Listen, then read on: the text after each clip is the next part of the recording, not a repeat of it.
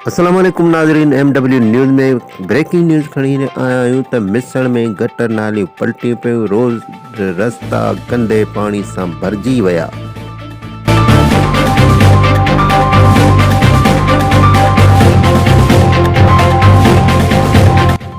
टिनि महीननि खां शहर जी सफ़ाई न थियण जे करे गटर जो पाणी शहर जे रोड रस्तनि में पलटी पियो, जंहिं करे निमाज़िन ऐं शहरियुनि खे अच वञ में सख़्तु परेशानी थियण लॻी।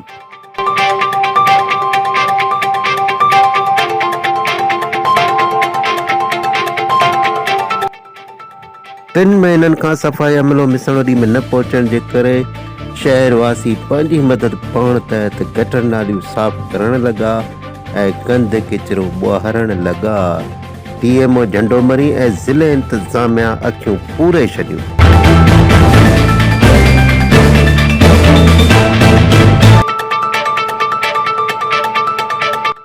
बल्दियाती निज़ाम ख़त्म थियण खां पोइ ज़िले इंतिज़ामिया तरफ़ां सफ़ाई अमलो मिसणवडी में न पहुतो, जंहिं सबबु गटर नालियूं किचिरे सां भरिजी वियूं ऐं गंदो पाणी पलटी रोडनि ते अची वियो।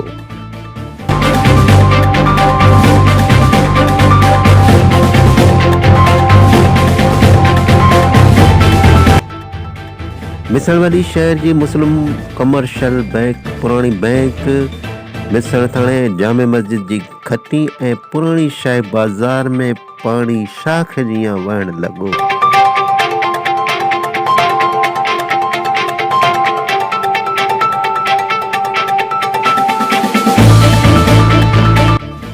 हमेशा पीपल पार्टी खे वोट ॾींदड़ ही शहर मिसण वॾी गंदगी ऐं बदबू जे वर चढ़ी वियो। मुख़्तलिफ़ विचंदड़ बीमारियूं माण्हुनि खे वकोड़े वयूं।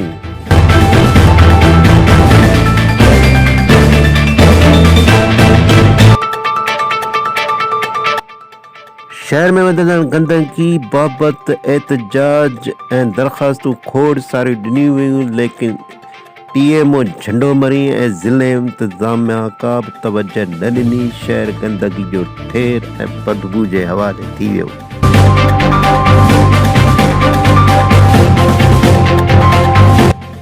हिन ब्रेकिंग न्यूज़ खां पोइ ईंदड़ ब्रेकिंग न्यूज़ ताईं असांखे इजाज़त ॾींदा। अल्लाह हाफ़िज़। असांजे चैनल खे सब्सक्राइब ज़रूरु कंदा।